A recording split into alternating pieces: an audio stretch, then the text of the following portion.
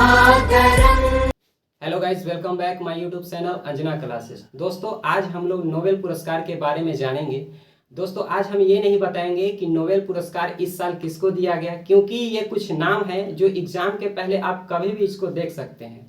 लेकिन आज हम लोग जानेंगे कि नोबेल पुरस्कार की शुरुआत कैसे हुआ, इसका क्या इतिहास है और किसके नाम पे दिया जाता है, और क्यों नोबेल पुरस्कार को पूरे विश्व का सबसे बड़ा पुरस्कार का दर्जा यानी इसको उस श्रेणी में रखा जाता है। दोस्तों, कहानी की शुरुआत करते हैं।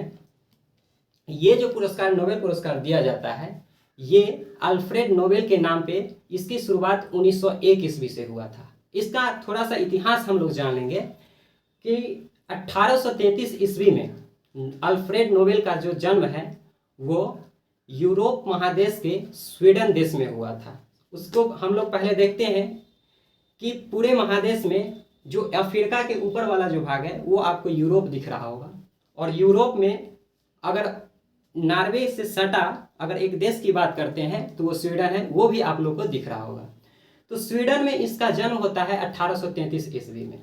इनके पिता का नाम इमैनुअल था, और सबसे बड़ी खास बात यह है कि इसके पिता और इसके जो भी फैमिली से थे वो पहले से बहुत इनके फैमिली में सब इंजीनियर, खोजकर्ता यानी बड़े रिच फैमिली से ये थे। इनके पिताजी का व्यवसाय हुआ करता था स्वीडन में। लेकिन जरूरी नहीं है कि कोई भी बिजनेस हो, व्यवसाय हो, वो एक टाइम पे वो इम्प्रूव ही करता है। लेकिन इनके पिताजी का व्यवसाय जो है वहाँ स्वीडन में ठीक ठाक नहीं चल रहा था। भले ही इनके परिवार पूरे रिच फैमिली से थे, इनके परिवार में इंजीनियर, खोजकर्ता नए नए चीज़ का आविष्कार करते थे, लेकिन इनका वहाँ का जो बिजनेस था वो सही ढंग से चल नहीं रहा था। तो इनके पिताजी इमैनुअल 1837 ईस्वी की बात है, यानी जब अल्फ्रेड नोबेल का एज 4 साल हुआ था, तो वे अपने देश को छोड़ के बगल के रूस चले जाते हैं। रूस का एक जगह है सेंट पीटर्सबर्ग। रूस के जगह सेंट पीटर्सबर्ग में ये अपने बिजनेस के पर्पज से वहाँ पे गए थे। वहाँ इनका बिजनेस बहुत अच्छा ही चलता है।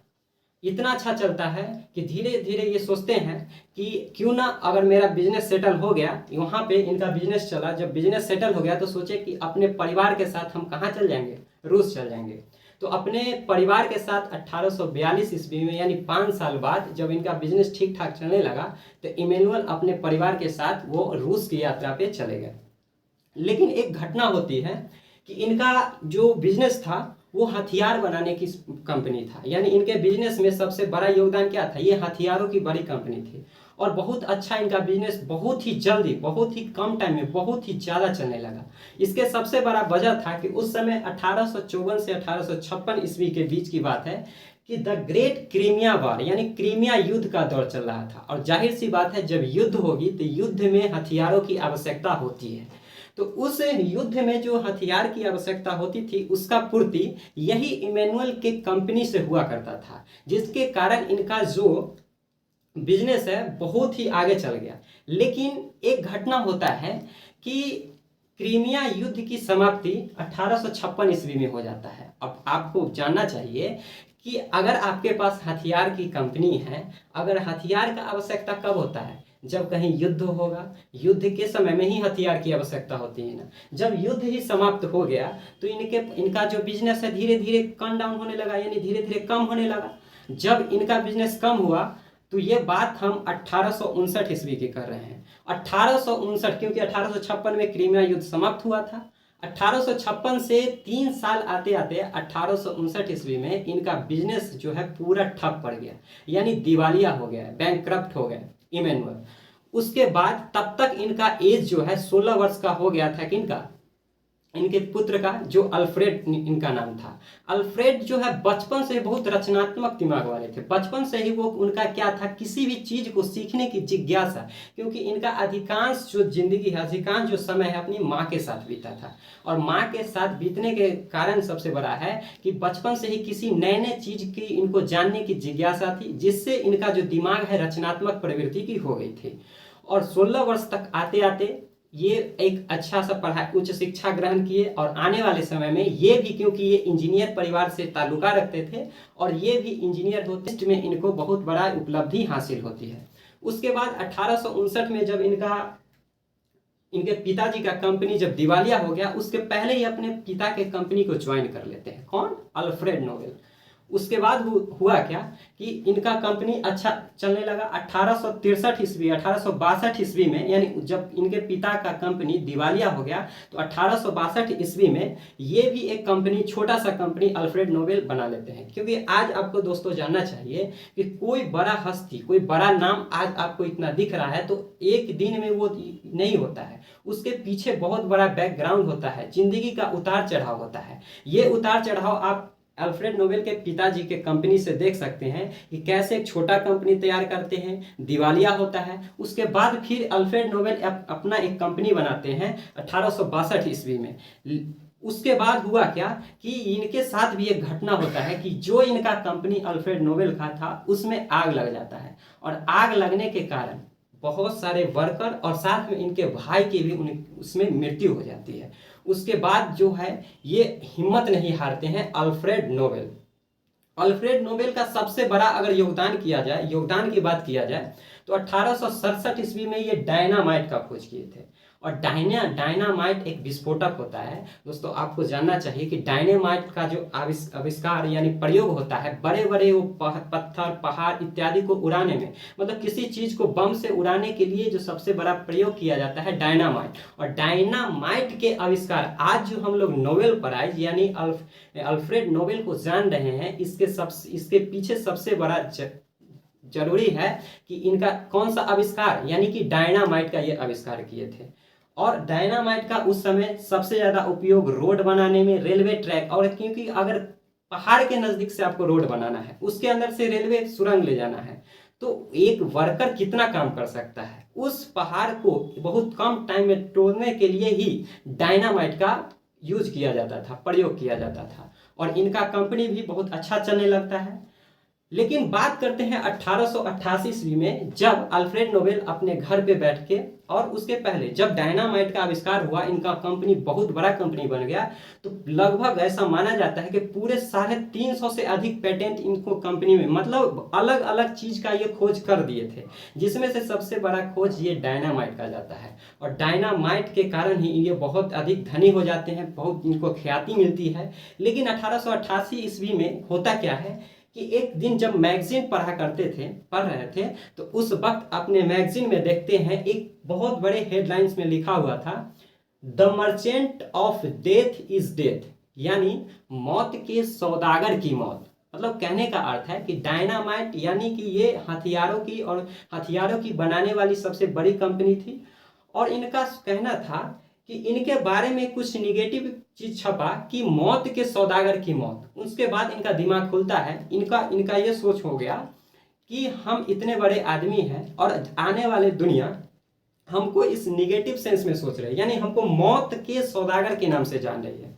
इनके बाद ये क्या करते हैं, उस टाइम के बाद 1888 के बाद ये सोच लेते हैं कि आने वाले समय में हमको बुरे सेंस में, निगेटिव सेंस में हमको दुनिया याद न करे। और सब दूसरी बात ये जानना चाहिए कि जो अल्फ्रेड नोबेल है अपने जिंदगी में ये, मतलब इनका कोई संतान, क्योंकि इनका शादी ही नहीं हुआ था, जिनके कारण इनका कोई संतान नहीं था, तो बहुत सारा इनके पास पैसा था, रिस्क थे, तो एक वसीयत तैयार की है। वसीयत क्या होता है, आप लोग अक्सर फिल्मों में देखा करते हैं कि जो बड़े बड़े आदमी होते हैं तो अगर जिनके पास संतान हो या ना हो तो एक वसीयत तैयार कराते हैं, यानी वसीयत का अर्थ होता है कि उनके मृत्यु के बाद उनका जो संपत्ति है उसका क्या होगा, कहीं आप दान में किए हैं या कहीं किसी के नाम पे करके गए हैं, तो इत्यादि इन सब चीजों के लिए ये एक वसीयत तैयार करवाते हैं 1895 ईस्वी में।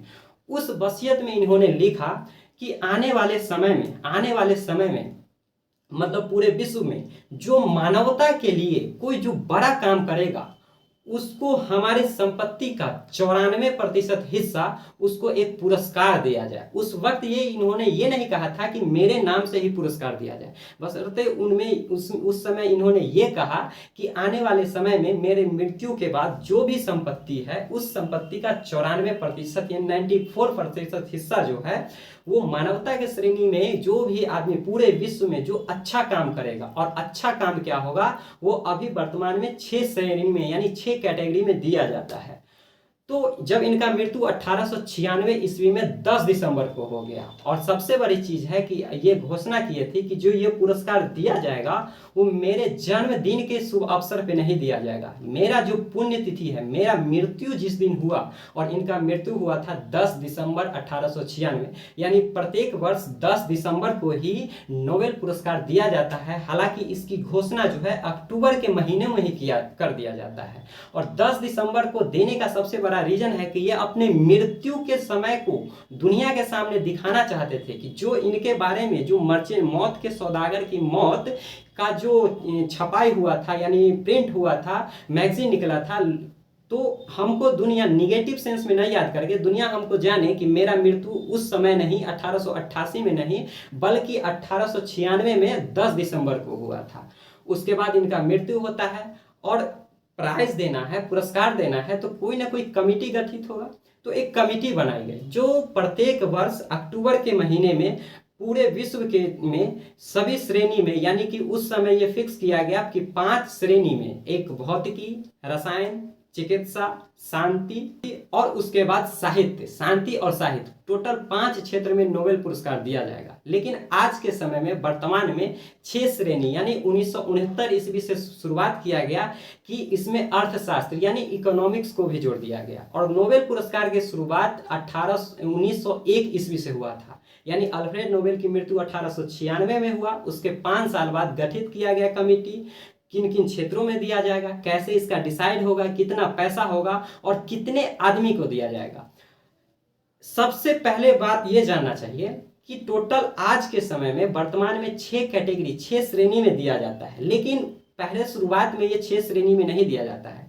एक क्षेत्र में माने एक श्रेणी में कम से कम एक तो देगा, लेकिन अधिकतम 3 व्यक्ति को दिया जाता है। सपोज दैट एग्जांपल समझिए, अगर भौतिकी के क्षेत्र में अगर पुरस्कार किसी को दिया जाएगा 1 साल में, तो एक आदमी को तो दिया ही जाएगा, लेकिन अधिकतम की मैक्सिमम 2 भी हो सकता है, 3 भी हो सकता है, लेकिन 3 से 4 नहीं हो सकता। और पैसा का जो बंटवारा है कि धन का बंटवारा है, अगर इसमें एक व्यक्ति है उसको पूरा मिलेगा, अगर 2 व्यक्ति है उसको 50-50 यानी आधा मिलेगा। लेकिन जब 3 व्यक्ति हो जाता है तो उसका निर्णय कमिटी करती है कि किसको कितना प्रतिशत मिलेगा। उसमें कोई बाउंडेशन नहीं है कि सबको बराबर बराबर ही मिलेगा। हो सकता है पहले को 50% मिले क्योंकि वो अच्छा काम किया, और दूसरे और तीसरे को बाकी के श्रेणी में उसको प्रतिशत डिसाइड कर दिया जाए कि कितना दिया जाएगा। तो टोटल यहां तक हम लोग समझ गए होंगे कि नोबेल पुरस्कार जो है टोटल 6 श्रेणी में दिया जाता है।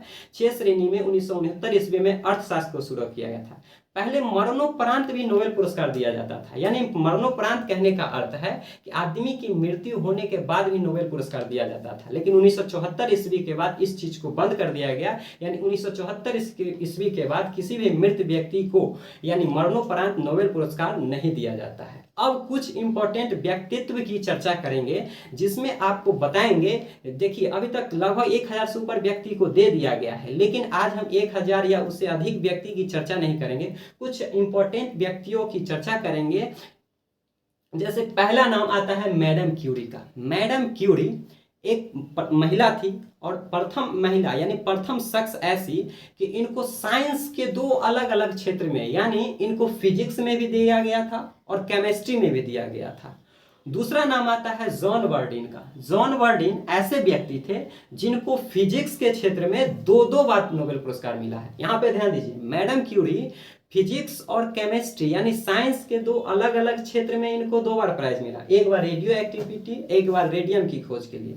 और जॉन वर्डिन था, इनको फिजिक्स के ही 2 अलग अलग क्षेत्र में, एक बार ट्रांजिस्टर की खोज किए थे और एक बार सुपर चालकता के श्रेणी में सब सर्वोत्तम यानी कि मानवता के लिए बहुत अच्छा काम किए थे, तब इनको प्राइज मिला था। तीसरा नाम आता है फ्रेडरिक सेंगर का। तीसरा नाम किसका आता है? फ्रेडरिक सेंगर का।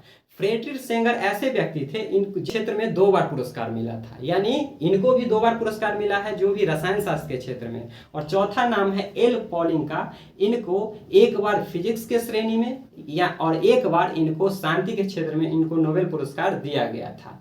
उसके बाद अगर हम बात करते हैं कुछ और नोबेल पुरस्कार की, तो ये रेड क्रॉस जो है एक अंतर्राष्ट्रीय संस्था है, इसको 3 बार नोबेल पुरस्कार यानी शांति के क्षेत्र में दिया गया है।